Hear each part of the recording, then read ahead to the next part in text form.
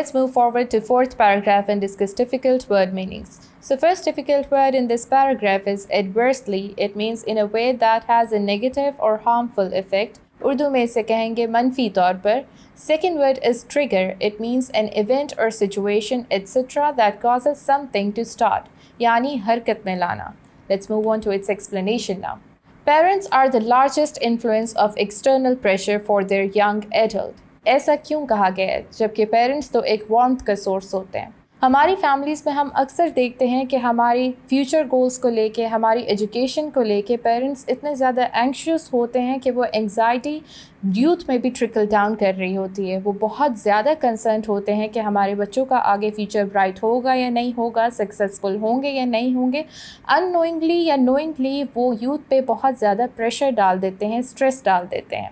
जो stress parents की तरफ से यूथ में जा रहा होता है, बच्चों में जा रहा होता है, उसके अंदर इतना इफ़ेक्ट होता है कि वो नर्वस सिस्टम को अफेक्ट कर रहे होते हैं.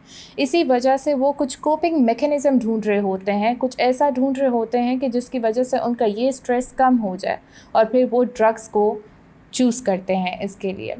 फिर क्या कहा जाता है कि हमने बहुत ज़्यादा रीज़न्स पढ़ी हैं कि किस वजह से हमारी यूथ ड्रग्स का शिकार हो रही हैं, जिनमें से पेरेंटल प्रेशर जो है वो बहुत ज़्यादा एसेंचुएटेड और हाईलाइटेड रीज़न है. और जो प्रेशर ये पेरेंट्स की तरफ से ट्रिगर होता है वो ऐसा एक एनवायरनमेंट बच्चे के गिर्द बना देता है जिसकी वजह से बच्चे मेंटल इलनेस का भी शिकार होते हैं और ड्रग्स का भी शिकार होते हैं.